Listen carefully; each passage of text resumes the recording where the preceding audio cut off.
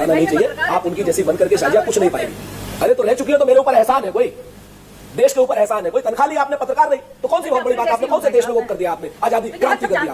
आप पत्रकार थी, आप पार्टी में चली गई, आप पार्टी में जाने के बाद आप भाजपा में आ गई, आप कैरियरिस्ट हैं, पत्रकार नहीं है। कि चुनाव के बीच में आप जानबूझकर आपने टाइमिंग ऐसा सेट किया है क्या? बोलिए। अगर किया है तो किसी के पेट में दर्द क्यों हो रहा है? अगर आप सुप्रिया सुले को शरद साहब की बेटी उनको लेटरल एंट्री कह रही है तो आप कौन सी वर्कर बनकर के आई थी भाई आप पार्टी में? बताओ। हम तो दरबारी है, आप तो लड़कर हो। बिल्कुल क्या हो आप? मालिक वो देखो। शाजिया, ये शरद पवार साहब ने ये जो रिटायरमेंट संन्यास वाला कार्ड खेला है बीच चुनाव, लोकसभा चुनाव का उनका परफॉर्मेंस याद करिए आप। 10 में से 8 सीटें और महाराष्ट्र में लोकसभा में आपको करारी हार मिली। ऐसे में पवार साहब का ये कार्ड आप कैसे हैंडल करेंगे? पहली बार नहीं है कि वो रिटायरमेंट की बात कर रहे हैं। इससे पहले 3 इलेक्शंस में उन्होंने बार बार इसी इमोशनल कार्ड को खेला है और अपनी उम्र का तकाजा सबके सामने रखा है और उसका उनको एक इमोशनल जो उनका कनेक्ट रहा है लोगों के साथ, उसका उन्होंने या तो फायदा लेने के लिए या उस बात को इजहार करने के लिए कहा है। अब वो राजनीति के लिए कर रहे थे ठीक चुनाव से पहले, वो आप सोचिए या कोई और सोचे। तो दरअसल पुत्री मोह के चलते शरद पवार ने बजाय वो कि उसको उत्तराधिकारी बनाते, चाहे वो अजीत पवार होते या और लोग, उन्होंने अगर उनके सामने कोई किसी की तस्वीर आई तो अपनी बेटी की आई।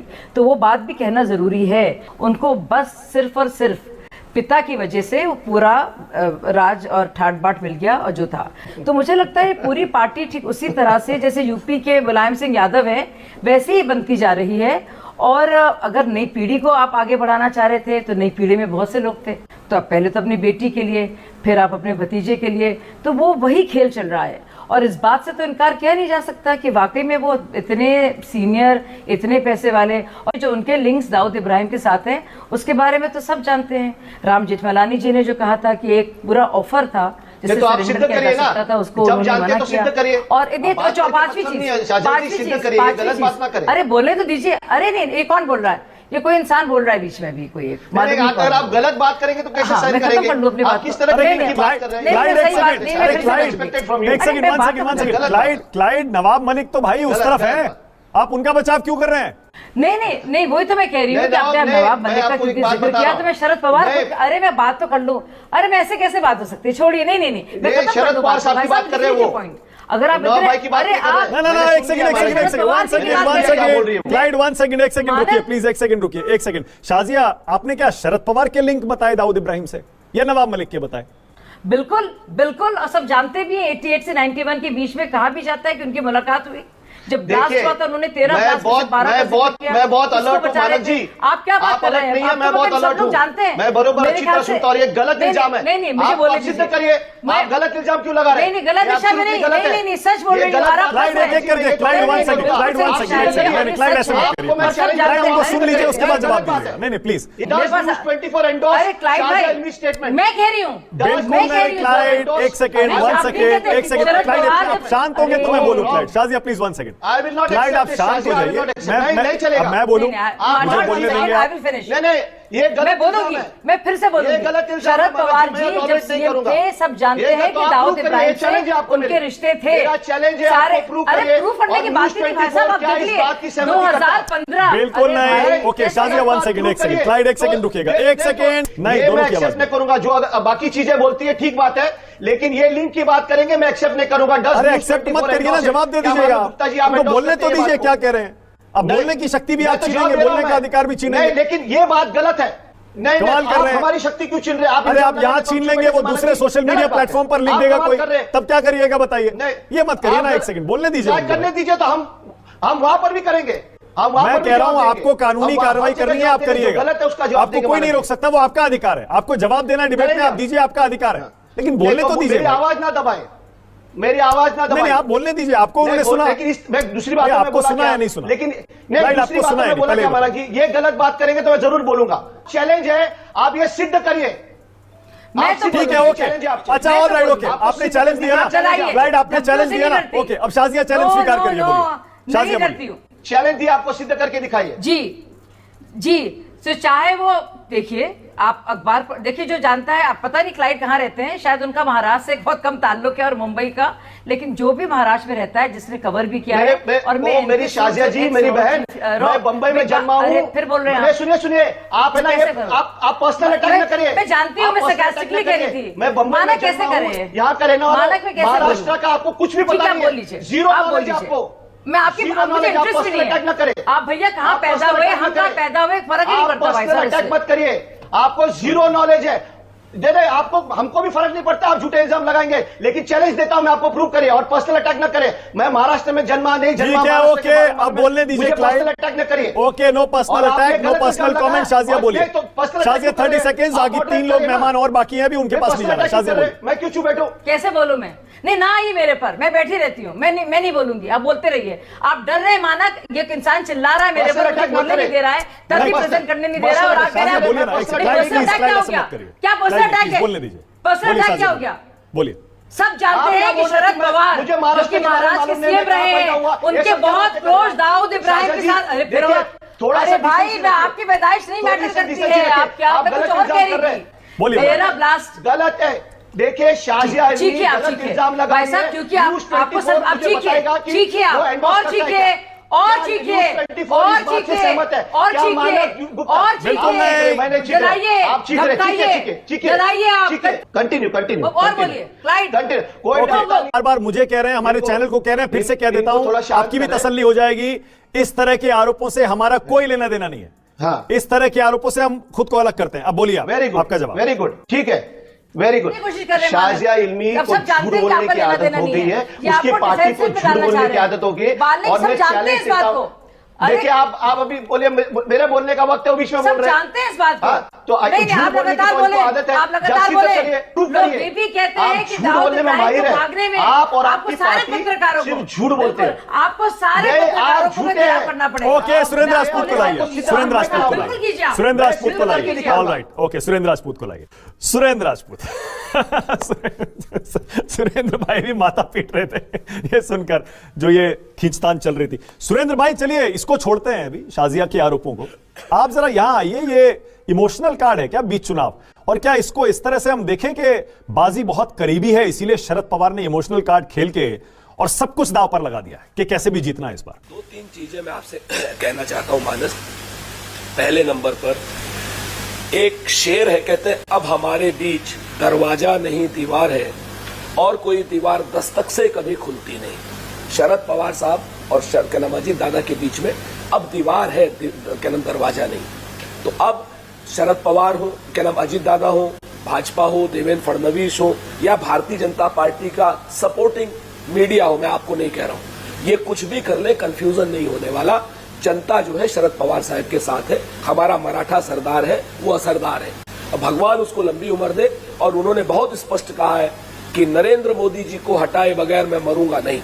ये बात चाहे मुझे 90 साल तक जीना पड़े, ये उनका ऑफिशियल बयान। रही बात ये बयान देने की या क्या करने की, तो पवार साहब है, स्टालवार्ट नेता है, वो क्या कहते हैं इसका शब्द का अर्थ तो वही बता सकते हैं। दूसरी बात, अभी शाजिया जी बड़ी बड़ी बात कर रही थी।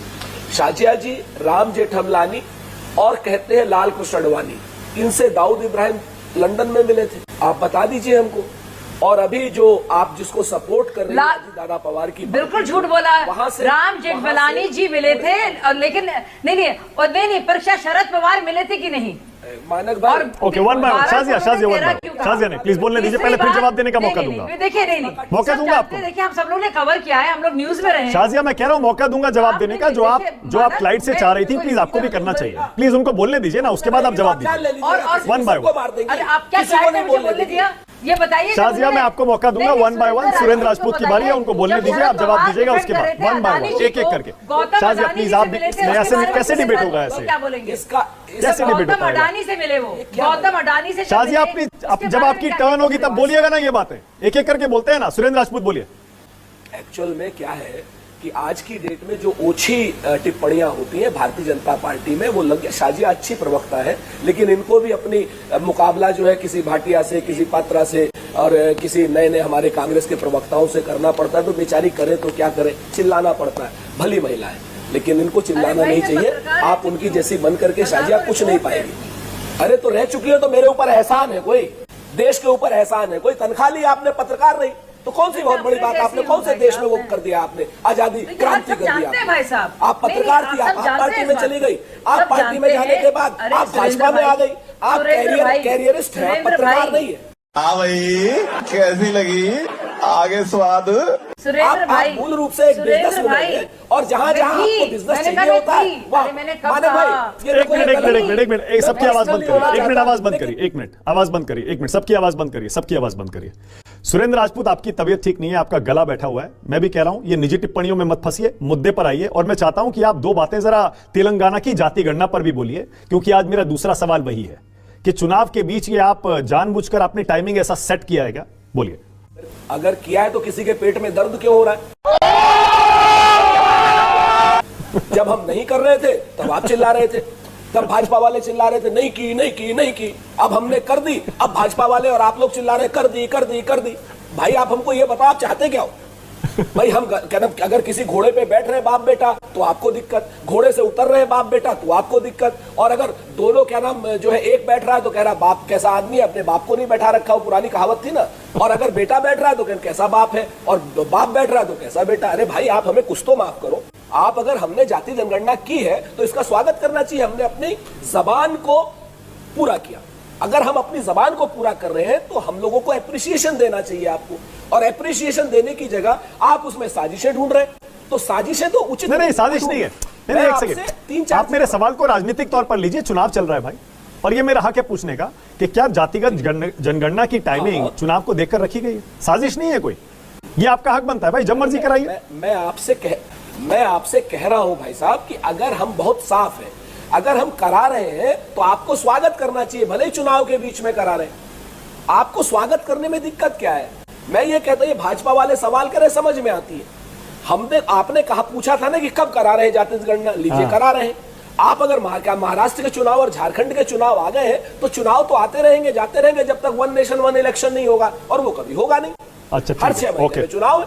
सुशीबेन शाह और आनंद दुबे। दूसरी चीज मैं महाराष्ट्र की बात बता दूं आपसे। हाँ चलिए कंप्लीट करिए, 30 सेकंड्स और बोलिए। मेरे को ये साजिया ने मेरी ऐसी तैसी कर दी। आपको मैं महाराष्ट्र में हूं, आपको बता दूं शाजिया जी यहाँ पर एक एक आदमी भारतीय जनता पार्टी की गद्दारी, शिंदे साहब की गद्दारी और अजीत दादा पवार की गद्दारी से बदला लेने के लिए आतुर है, याद रखिएगा। और दूसरी बात आप पे कह रहा हूं, अगर किसी और को आप सुप्रिया सुले को ये गद्दारी तो उद्धव ठाकरे जी ने की थी, तो बहुत सुनिए भाई, एक मिनट प्लीज सुनिए। आप क्या नाम, आप सबसे पहले उद्धव ठाकरे ने गद्दारी की थी ना भाई साहब। तो ये मानक भाई क्या है मजाक? Shazia one by one complete करिए। सुरेंद्र राजपूत जल्दी बात पूरी करिए अपनी, फिर आगे बढ़ते हैं। बोलिए। तो अगर आप सुप्रिया सुले को शरद साहब की बेटी है, उनको लेटरल एंट्री कह रही है, तो आप कौन सी वर्कर बनकर के आई थी भाई? आप पार्टी में बताओ, आप कहां से आई थी? गजब बेइज्जती है। आपने कौन सा जमीन पे काम किया? भाजपा में काम किया हो जमीन पे तो बता दो, आप पार्टी में काम किया हो तो बता दो। सीधे एग्जीक्यूटिव मेरे ना तो ओके, अब शाजिया का जवाब उसके बाद आगे जाऊंगा। सुशीबेन शाह और आनंद दुबे बोले नहीं है। शाजिया बोलिए, आपकी बारी। नहीं एक अरे क्यों नहीं करूंगा? नहीं, ये बहुत गलत बात है, ये जो उन्होंने बात क्यों नहीं करूंगा? आप खाम हमारी नेता के ऊपर आरोप लगाएगी और हम बोलेंगे नहीं। जो लोग आते हैं अपने माँ बाप की वजह से, आप हमारे ऊपर आरोप लगाएंगे, हम बोलेंगे नहीं। मैं बहुत ज्यादा सक्षम हूँ। ये अफसोस की बात है कि मेरे जैसे लोगों को मौका नहीं मिलेगा। दिख तो रहा है मेरे माता पिता, अगर आपके परिवार में 2-3 बड़े लोग ना हो तो कोई आपको कार्यकर्ता नहीं बनाएगा। बिल्कुल नहीं, बिल्कुल मैंने क्या काम किया सोच भी नहीं सकते। बता रहा हूँ आपसे, जिंदगी भर कोई आपको कार्यकर्ता नहीं बनाएगा। और मैं पत्रकार रही हूँ, आप बात करती हैं, प्रोड्यूसर रही हूँ। सुनिए, आप पत्रकार रही तो किसी के सर पे नाचेंगी? पत्रकार कौन सी बहुत बड़ी दरबारी हैं? कौन सा दरबारी है भाई साहब? सिर्फ दरबारी बन गए। दरबारी है, सिर्फ दरबारी है। मैं सुप्रिया सुले जी का और अजीत पवार का डिफरेंस बता रही थी। आप क्या हो? लेकिन आप मेरे पर तो लाइजनर हो, इसलिए मैं नाराज हूँ। हम तो दरबारी है, आप तो लाइजनर हो। बिल्कुल ना कीजिए। क्या हो आप? अरे नहीं यार, प्लीज रुक जाइए प्लीज, एक सेकंड। ये डिबेट शाजिया इल्मी के बारे में नहीं है, भेजो अपना रिज्यूमे। और ये डिबेट प्लीज निजी टिप्पणियों के लिए नहीं। सुप्रिया सुले के बारे में भी नहीं है। ना अरे सुप्रिया कमाल करता है। नहीं सुरेंद्र राजपूत देखिए, ना सुरेंद्र राजपूत 1 सेकंड ना एक सेकंड नहीं 1 मिनट 1 सेकंड शाजिया प्लीज रुकिएगा 1 मिनट 1 सेकंड। सुप्रिया सुले, सुरेंद्र राजपूत, सुप्रिया सुले, शरद पवार मुद्दा है डिबेट का पवार की पार्टी खत्म।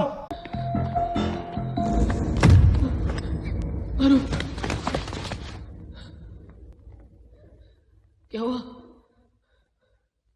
कुछ मुंह में घुसेड़ा, उसके बाद गले को उधेड़ के नाक से बाहर निकाला, उसके बाद मेरी भक्ति गुल हो गई। अब बताइए मैं क्या करूंगा? एक बहुत सिंपल सी टिप आपके साथ शेयर करती हूँ। अपने हाथ को इस तरीके से रखिए। If you look at this from your side, आपका लेफ्ट हैंड आपको बी के जैसे दिखेगा और राइट हैंड आपको डी के जैसे दिखेगा। B and D. B for थोड़ी मदद रखिए। वे मैं तेरा मन पर